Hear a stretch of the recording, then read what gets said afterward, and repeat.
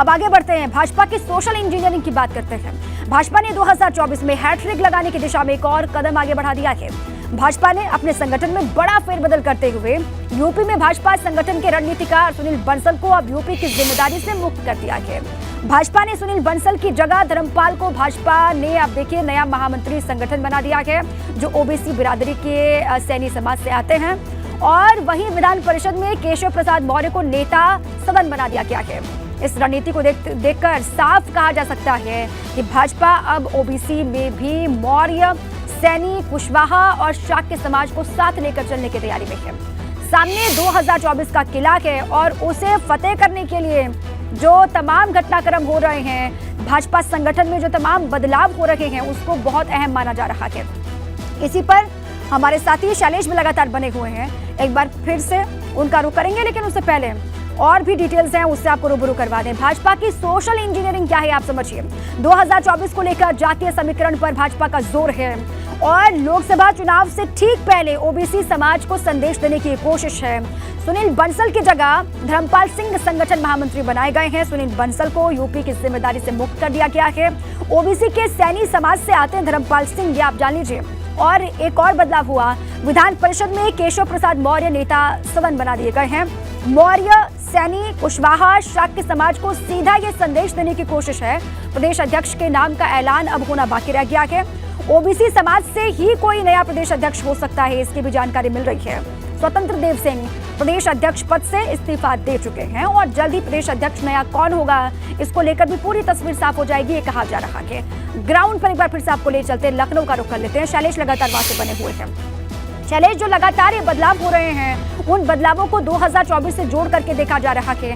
OBC समाज को संदेश देने की कोशिश भाजपा लगातार करती आ रही है और यहाँ पर भी जो घटनाक्रम लगातार बदले हैं, उससे संदेश साफ तौर से दिया गया है कि ओबीसी समाज के बारे में भाजपा कितना सोचती है। ये बदलाव इसी का एक संदेश है। शैलेश,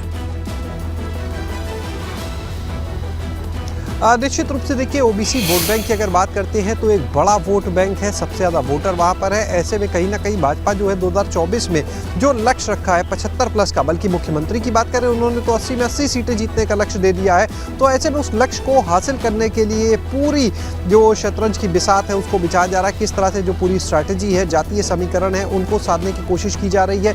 अगर आप देखें तो वर्तमान में जो भाजपा के प्रदेश अध्यक्ष हैं वो हैं स्वतंत्र देव सिंह। अब इसके बाद वही नेता सदन भी थे परिषद में, लेकिन अब उनका वहां से इस्तीफा होता है और कहीं ना कहीं ये इस्तीफा जो है वो देखिए पार्टी आला कमान के निर्देश पर ही हुआ है, जिसके बाद में डिप्टी सीएम केशव प्रसाद मौर्य को नेता सदन बनाया गया है। पार्टी का पक्ष मजबूती से रखने के लिए एक मैसेज देने की भी कोशिश है इसके माध्यम से।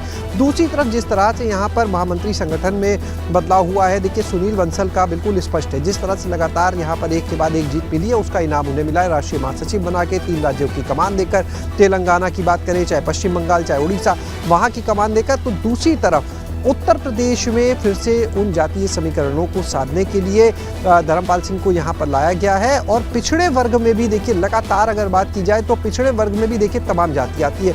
उनमें पार्टी ने ये कहीं ना कहीं देखा कि किस जाति में, किस बिरादरी में वोटर्स को और साधने की अभी कोशिश करनी है, और शायद यही वजह है कि जो ज़्यादा फोकस है वो शाक्य, सैनी, कुशवाहा, मौर्य, इन समाज के जो लोग आते हैं, इन जातियों से जो लोग आते हैं ओबीसी में, उनको साधने की कोशिश की जा रही है। और अब सबकी निगाहें देखिए इस पर भी हैं कि भाजपा का अगला प्रदेश अध्यक्ष कौन होगा।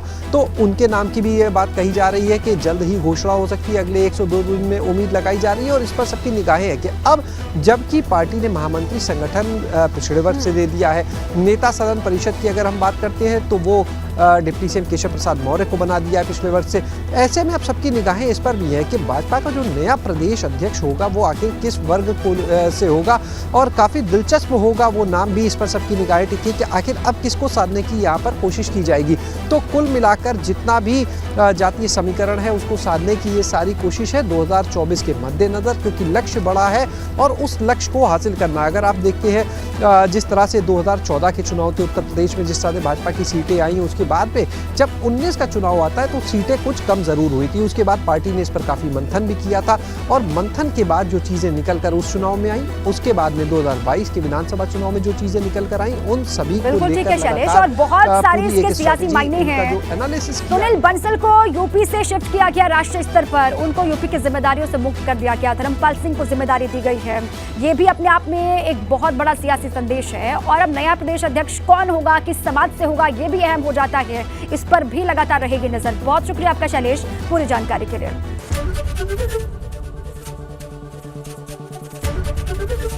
एबीपी गंगा, खबर आपकी, जुबान आपकी।